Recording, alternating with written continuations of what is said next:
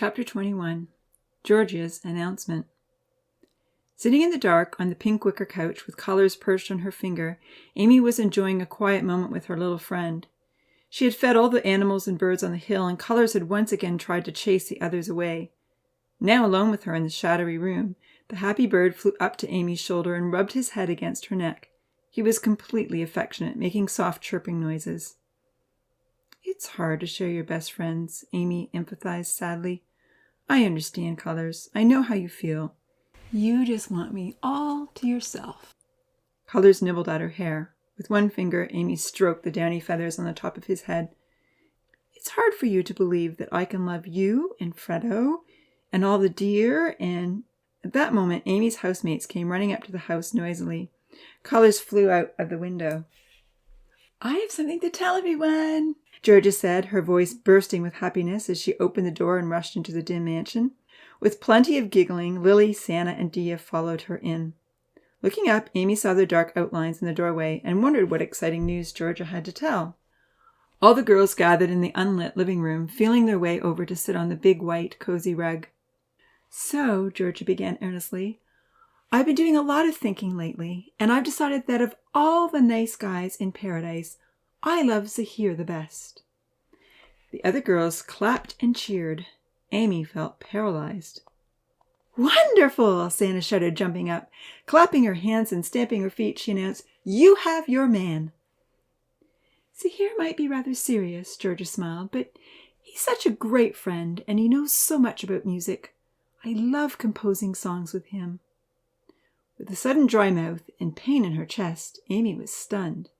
It wasn't like she hadn't noticed that Zahir and Georgia were spending lots of time together and saying "I love you" to each other.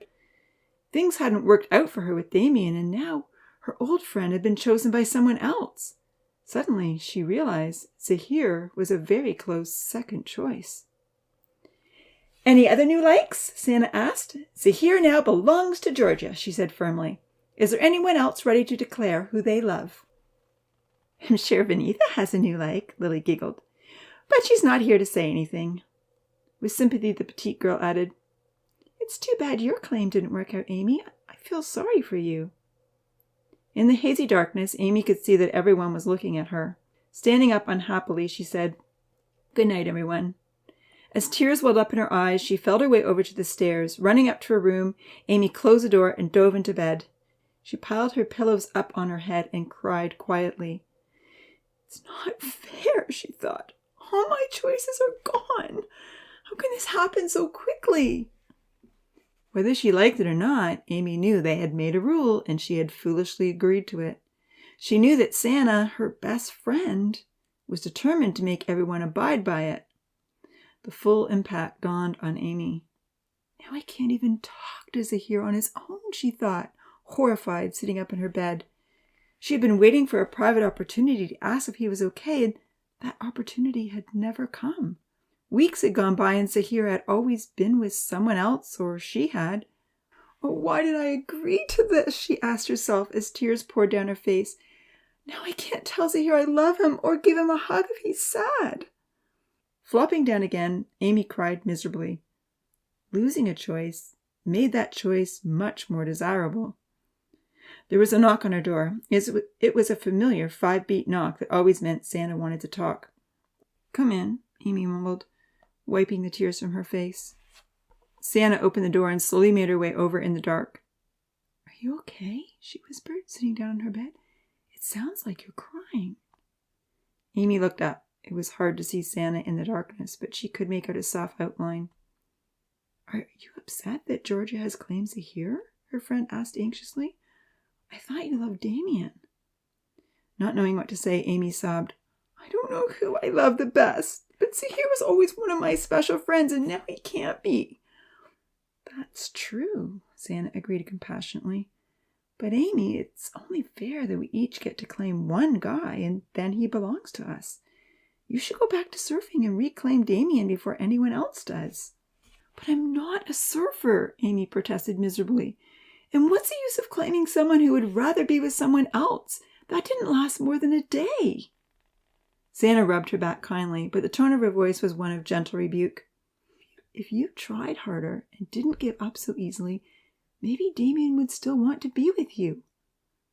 No, he's not a good choice for me, Amy sniffed decidedly. With a sigh, Santa struggled to find consoling words. Well then, maybe Georgia will change her mind, she said flatly, or maybe Zahir won't want to hang around with her. Maybe, Amy agreed, wiping her tears away. I just want to keep all my friends. I don't like this claim your man rule. I wish things could just stay the way they were. But it works for Nancy, Lily, and me, Santa reminded her. You and Damien were spending so much time together. What happened? Amy couldn't tell her friend about the near drowning, so she just said, I don't like surfing anymore or go-karting, and that's all that Damien does. But you've got to get back into it, Santa pleaded. I know you used to enjoy surfing and go-karting. Mistakes happen. We have to learn from them and do better, not give up. Two friends talked for a while longer, and then Santa gave Amy a big hug before she went back to her own room. Between the hug and the talk, Amy felt somewhat better. I'm glad I have Santa, she thought. She drifted off to sleep, even though she's enforcing a dumb rule. I know Santa cares about me.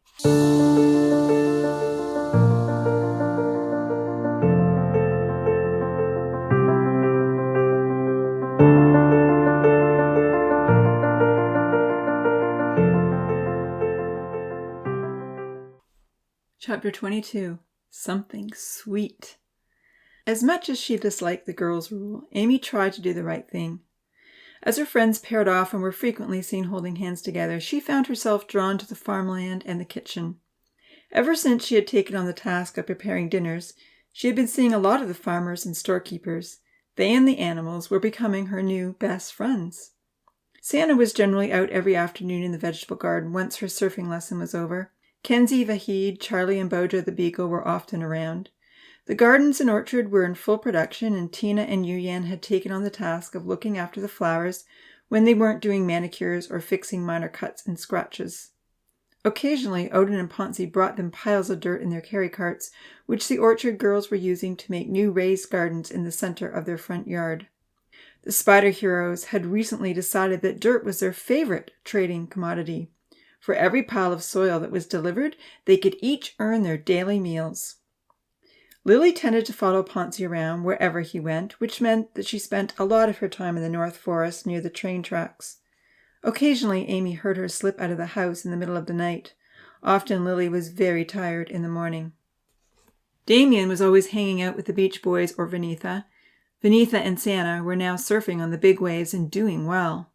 Damien was very proud of his new student and frequently boasted how quickly she was learning. He continued to pressure Amy to come back to the lake, but his new budding relationship left Amy feeling a deep sadness, a measure of envy, and even some haughty anger.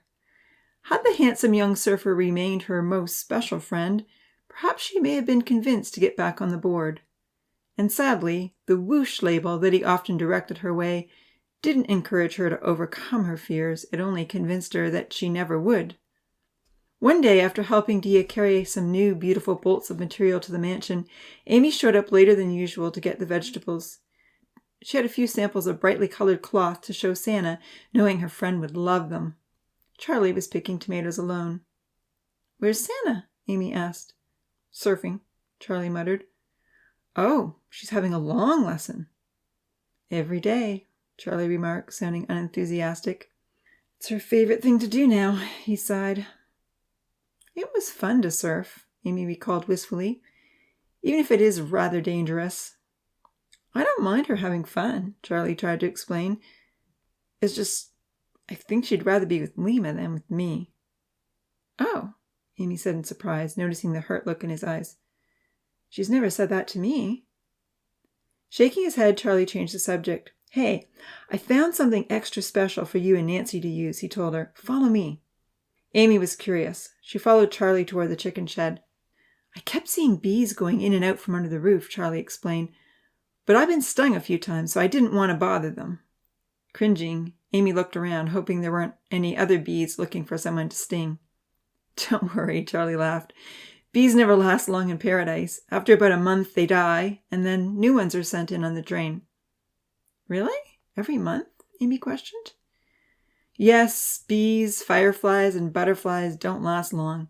I find them dead in the gardens all the time. But the professor keeps making new ones. A batch of insects will come in soon, you'll see. A ladder was propped up against the shed. Charlie picked an apple as they walked past the trees. He climbed up the ladder, and with a big smile on his face, he pushed the fruit under the roof. It came back encrusted with a golden, sticky liquid. "Try this," he encouraged. "I think it's honey. You know the stuff that bees make?" Amy looked at it with wonder. They had read about this product in books, but she had never tasted it before. "Try it," he smiled. "It's so delicious." Amy bit into the coated apple, and her eyes opened wide with delight. She licked it.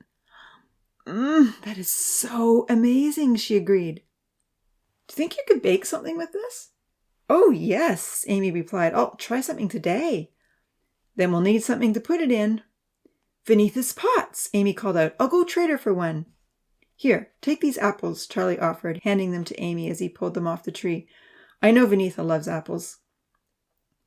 Amy placed them in the long white shimmering shirt she was wearing, pulling the fabric around them like a bag. Thanking Charlie for the trade supplies, she ran to the creative shop. Vinitha was sitting outside, making beautiful pots from clay. Everyone had been trading for her tastefully decorated, useful items. Damien was mixing up paint for her. He wasn't out surfing. "I've brought you 10 apples to trade for a pot," Amy called out, forcing a smile. She still found it hard to see Vinitha and Damien together so much. "Which one would you like?" the dusky girl asked sweetly. "Do you like flowers or stripes?"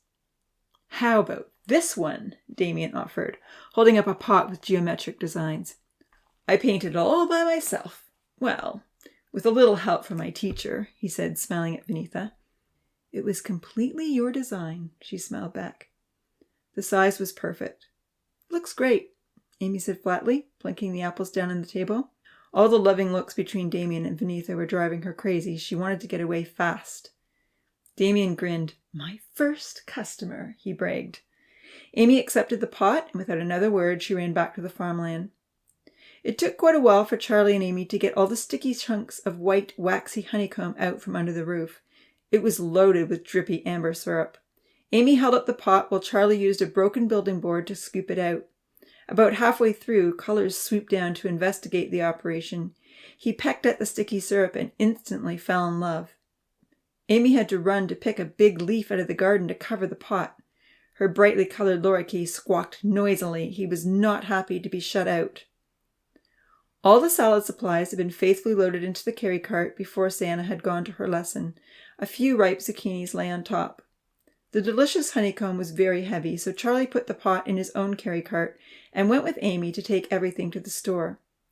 The lorikeet flew along, raucously protesting as he swooped over the honey jar, attempting to move the leaf. Uncle Louis met them just after they had wheeled past the gardens. "Try this!" they both called out at once. Amy held her bird while Uncle Louis sampled the syrup with his finger. "Oh, that is so delicious," he said. "Amazing to think that bees can make this from flowers." When they all reached the store, Nancy and Milan were quite excited to try out the new treat. They dipped various fruits and vegetables in the honey and found that just about everything tasted fabulous covered in the sticky substance. "I need to get the bread ready for dinner," Nancy said, excusing herself. "Why don't we try some honey in your bread?" Amy suggested, her blue eyes sparkling with delight. She followed Nancy into the kitchen. "Sure," Nancy smiled, pinching off a large section of the raised dough and giving it to her. Amy rolled the dough flat and brushed it liberally with honey. Then she rolled it up, cut several bun-sized slices, and put them on a pan to rise. When she put the pan into the oven to bake, the aroma drove them all crazy. When it came out of the oven, golden, delicious, and sticky, it was hard for them to wait for it to cool down. Finally, Amy tried to get one out of the pan and discovered it was stuck. Leaving some of the bottom crust behind, she picked up one bun and divided it up. She, Nancy, and Milan all tried a piece. Their eyes lit up. "This is the best thing I've ever tasted," Milan exclaimed. "Me too," Nancy agreed. "What should we call these?" "Honey buns," Amy suggested happily. Milan nodded, which meant he agreed. Rusty whined. He had been lying close by the sink where Milan allowed him to stay while they were preparing food. He looked up with his big, brown, pleading eyes. "Can I give him a piece?" Amy asked Milan, finding it hard to resist Rusty's eager expression. "Please don't," Milan replied as he mixed up eggs for broccoli quiche. "Rusty can hardly wait for regular bread. He might start stealing if he tastes honey buns." Amy looked over at the pleading dog. "I'm sorry, Rusty," she said. "Your master says no." Rusty slumped down dejectedly and dropped his muzzle onto his paws. Honey buns were a huge success. Not a crumb was left. Amy made them again for dinner the next day, except she made 4 times as many. Again, every single one was quickly devoured. A valuable collection of trading items began to pile up, and it was just for her.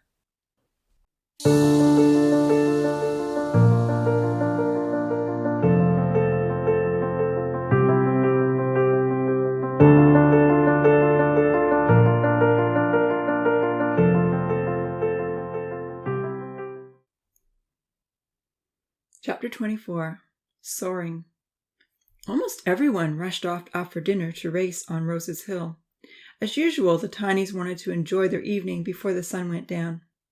Odin and Ponzi reluctantly headed off with Uncle Louis for their weekly meeting. Once a week, Uncle Louis was also making time to talk to each of the Tinies. He didn't want anyone to be left out. Amy hoped her turn would come soon.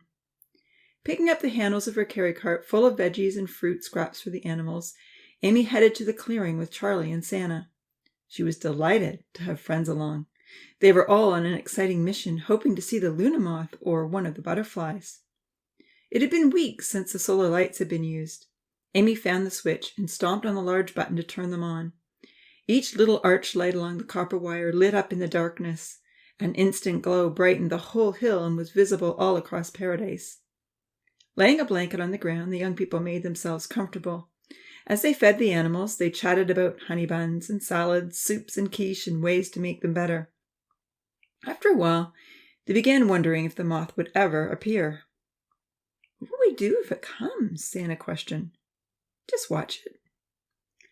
"I'd like to see how close we can get," Charlie said, pulling some fruit out of the cart. "Maybe it will be friendly." "Maybe." "Oh, this is squishy," Charlie remarked, finding a chunk of rotten banana. Before he could say anything more, they all felt a light breeze. Looking up, they saw a large, fluttering shape pass overhead. "That's the Luna Moth," Amy whispered. "It's even bigger now." Within seconds, the huge insect descended on the lights. As it crawled along the copper wire that joined everything together, the Tinies marveled over its feathery antennae and long, tail-like back wings. "So pretty," Santa marveled quietly. "And gigantic," Charlie added. For a few minutes, they watched the moth in complete awe of its beauty and grand scale. Finally, Amy was ready for the next challenge. "Let's try to touch it," she whispered. "I want to feel its furry thorax. Is it soft or prickly?" "Okay," Charlie said with eager anticipation. "I'll distract it with some food." He smeared rotten banana on a piece of leaf. Very, very slowly, they crept across the grass. Completely fixated on the lights, not once did the moth look up or even seem to notice that they were coming closer. Amy approached from the back, and Charlie towards the head as he held out the bait.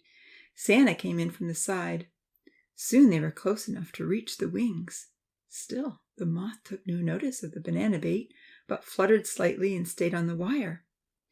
Amy carefully walked between its long back wing extensions. Her eyes were focused on the fluffy body and her hand was extended. Finally, she got close enough to touch its back. She was surprised how wiry the hairs were. She gently ran her hand over a section of wing. Gliding one way, the wings were as smooth as Color's feathers. Running back the other way, they felt rough. Santa crept forward and touched it from the side. Instantly, the moth drew its wings up together, and Amy was delighted to find herself trapped in between the soft surfaces. Still, the moth didn't abandon the lights. That was when the teens heard voices. Zahir and Georgia were coming up the hill. "Where's the switch?" Zahir asked.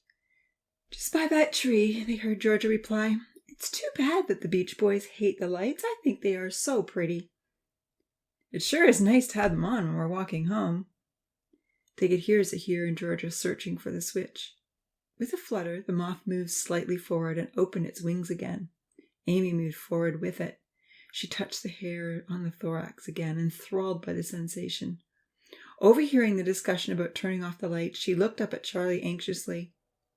"Do you think the moth will fly away if the lights go off?" she whispered. "Should I tell them to leave it on?" Charlie asked softly. "Please," the girls begged. Charlie backed away slowly with the uneaten banana bait. Once he felt certain he was not going to startle the insect, he raced down the hill. Just as Charlie came into view, Zahir stomped down on the switch and the lights turned off. Startled out of its trance, the moth noticed Santa. Trying to fly away quickly, one of the large wings knocked Amy and she lost her balance. For a split second, she tottered. Reaching towards the moth's body to steady herself, she fell forward. Suddenly, she realized the moth was taking to the air and she was on its back. Holding on tightly to the furry body, Amy quickly became airborne on the back of the giant moth. The air rushed past her as the large, graceful wings beat rhythmically on either side. Around the lake they flew, and Amy kept pleading, "Don't land on the water. Please don't land on the water." She could well imagine the splash they might make, and she didn't want to swim all the way back to land, even if the lake was completely still at night. Thankfully, the moth didn't want to land on the water any more than she did. For the first few moments, Amy was fearful. But slowly, she began to enjoy the ride. She had always wanted to fly, and now she was. The air rushed past her, blowing back her long hair in billowing waves and sending all the ribbons on her old sundress dancing. Moonlight shimmered in the water below, and she could see a giant shadow advancing along with them. The ride was so smooth, so exhilarating, and so fast. This is how colors feels to soar up above, she thought with delight. Looking around at the fabulous view of paradise, she realized, and this is what he sees. Up on the hill, Santa had raced after Charlie to find Zahir and Georgia. "Amy's riding the moth," she told them all breathlessly. "Really?" Charlie replied in disbelief. "No fair. I would do anything for a ride." Zahir ran to the clearing to have a look. In the moonlight, it was easy to see the moth swooping over the lake with Amy kneeling on its back. "Turn the lights on," Santa suggested. "Maybe it will fly back and we can all take turns." "But Zahir promised the Beach Boys that he'd turn them off," Georgia insisted. Santa placed her hands on her hips and replied sassily, "But did he tell anyone he wouldn't turn them back on?" Zahir ran to the switch and stamped on the button. Amy saw the lights flicker and hoped the moth would return to the hill, but it seemed to be losing altitude. While it turned towards the glow on Rainbow Hill, it was slowly drawing closer and closer to the ground. They flew over the orchard, skimming just above the trees, and then the moth headed for Cascading Mountain. Suddenly, they landed on the lower section of the rock cliff in a vertical position. It was very fortunate that the moth landed at the bottom of the cliff and not near the top, as Amy immediately slid off and fell in a heap on the ground. Once the moth felt the heavy weight slide off its back, it took to the air again, heading straight for the little lights twinkling above. Picking herself up, Amy saw that she was near Uncle Louie's cabin. She ran to his door and knocked hard, hoping to tell him all about her experience, but no one answered. "Maybe he's talking to the professor," she surmised. Lately, Uncle Louie had been spending much more time in the cave than ever before. Running towards Rainbow Hill, Amy met Uncle Louie on his way out of the valley. Excitedly, she launched into her tale of flying around paradise on the back of the Luna Moth. Uncle Louie was astounded. "You flew on a moth?" He could hardly believe it. "So that's why the lights are on?" he asked with a smile. "You are attracting the moth." "That's what we learned in school," she reminded him. "Yes, you did," he chuckled. "I'm glad you were listening. Well, let's go see if your flying friend will come back." With Amy leading the way, Uncle Louie slowly followed her up the hill, huffing and puffing. Taking his arm, she helped him along. By the time they reached the clearing, the moth had returned and was crawling on the copper wire. Many tinies had been drawn to the action. The Beach Boys were eager to join in. Charlie was carefully approaching the insect. "Charlie wants the next ride," Zahir whispered as Uncle Louie came close. It was a rather risky stunt, but Uncle Louie could appreciate the thrill of flying. Since Amy had survived, he felt assured that it couldn't be too dangerous. "I wouldn't mind a ride myself," he said. Once Charlie had mounted the insect, he sat waiting for it to fly, but there was no reaction. "I'll turn the lights off," Zahir offered, running towards the pathway. Zahir ran back down and flipped the switch. Sure enough, once the lights were off, Charlie and the moth flew up into the air and circled around. The other teens watched in astonishment, hoping they also would get a turn. When Charlie came back, Santa had a glorious ride, and then Zahir. Amy watched with the others as the pale green moth took Zahir up into the air and then soared down to the lake. However, this time the moth skimmed perilously close to the still water. The girls gasped, and Amy wrung her hands together nervously. "Oh no," she said, "Zahir can't swim." "I think the moth is getting tired," Uncle Louis observed anxiously. They all watched with bated breath as the moth carried Zahir toward the shore. There was a collective sigh of relief when it landed on the beach. "I think we should let it rest," Uncle Louis stated firmly. "We've had a lot of fun for one night." On top of Rainbow Hill, everyone saw Zahir jump up and down with his hands in the air. He shouted, "That was spectacular!" Then he raced back up. "That was the best ride ever," he cheered, reaching the hilltop. "Weren't you scared when you almost landed in the water?" Georgia asked. "A little," Zahir admitted. "But it was amazing to fly so fast and so smoothly." He turned to Uncle Louis and begged, "Can we make flying machines? How do we make wings like that?" With a laugh, Uncle Louis looked at Zahir affectionately. "I'll look into it for you," he promised. "I'll see if it's possible." Cheering merrily, Santa whirled around. Lima added his own dance moves. Damien outshone both of them with a few backward flips in the air. The others looked at one another in disbelief. Was it possible to make flying machines? Leaving the lights off, the teens went to bed, dreaming of the newfound thrill and hoping to experience it again the next night.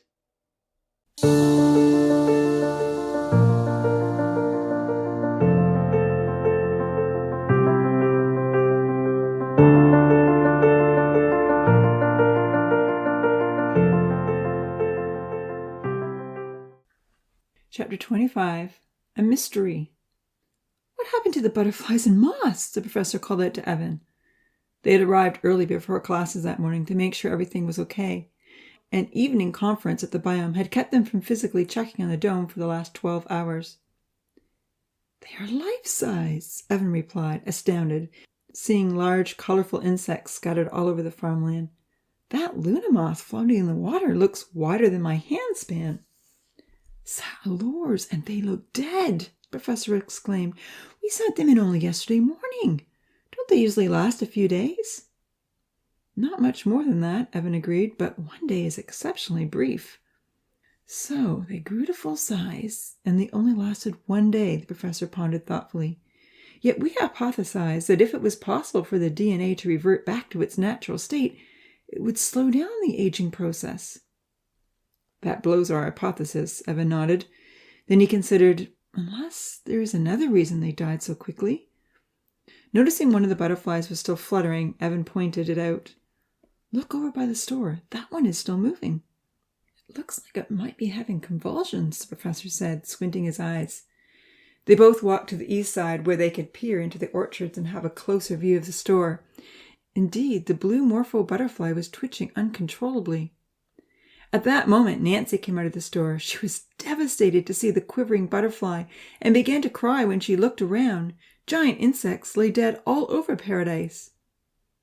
"If these were higher-order animals, seizures could indicate that the oxygen content is too rich," Evan suggested. "But I doubt this would affect insects." Stroking his goatee thoughtfully, the professor mused. "Early death could be a result of high oxygen levels. I'm wondering if perhaps the miniaturization process failed to take effect."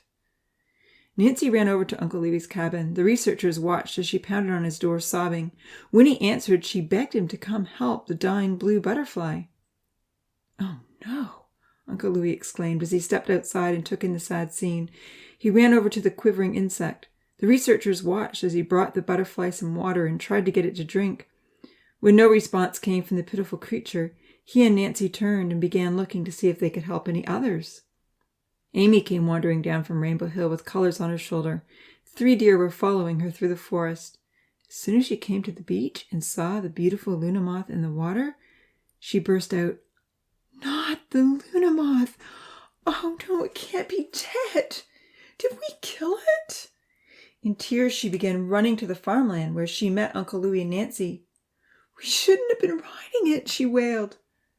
Outside the dome, Evan gasped quietly. They were riding the moth? The professor looked at Evan in astonishment, imagining the scene. "Ooh la la, I wish we were there to see that," he said. Evan and Professor Lemans heard Uncle Louie tell the two girls, No, I don't think we killed it. All the butterflies are dead." Putting his arms around them, he suggested an explanation. Maybe they grew too big. The early morning commotion woke up many of the tinies, and soon they were all pouring out of their homes. As sad as it was to see the dead butterflies, they were also fascinated to look closely at their beautiful colors and designs. Venitha and Georgia were especially compelled to examine them. They ran into the creative shop to fetch some thick paper in order to paint the stunning patterns. "This can be the next story," Georgia exulted. Lily piped up, "I thought you were going to do the spider heroes." "Maybe I can do the butterfly story," Venitha suggested quietly. Georgia frowned. "But I'm the book writer," she protested. A tiff broke out amongst the girls as Uncle Louie picked up the smallest of the giant insects and carried it to the train. On the other side of the glass, Professor Lemans nodded gratefully. "Thank you, Louie," he said to himself, watching the tinies try to fit the moth carefully through the door without ruining its wings. "You know we will need to do an investigation here on the other side." Glancing at his watch, the professor realized he had only 20 minutes until his first class began. Picking up the black journal on his desk, he began recording the details. "March 6th," he wrote at the top of the page. While Evan watched the tinies collect the remaining dead creatures and take them into the forest to decompose, the professor scribbled notes on his lined page. Georgia and Venitha were still arguing about the books. Looking up at Evan, the professor asked, "Any ideas on what happened to these insects?" "Do you think it's the radiation again?" Evan questioned. "I do recall that when I was moving the chrysalis to put them on the train, you called me into the lab." "Yes, that's right. I had a glitch in my computer program that you helped me sort out." With a shrug, Evan relayed, "I walked past the irradiator with every single chrysalis in my hand." Looking up with excitement, Jax declared, "It must be. That was what happened to the sunflower." Then his excitement quickly turned to dismay. He shook his head. None. It was turned off. We weren't using the gamma ray when you came into the lab." He stroked his goatee thoughtfully, saying, "I don't believe the gamma ray irradiator would leak radiation if it wasn't in use." "We should at least check it out," Evan protested. "Perhaps only the smallest amount is required."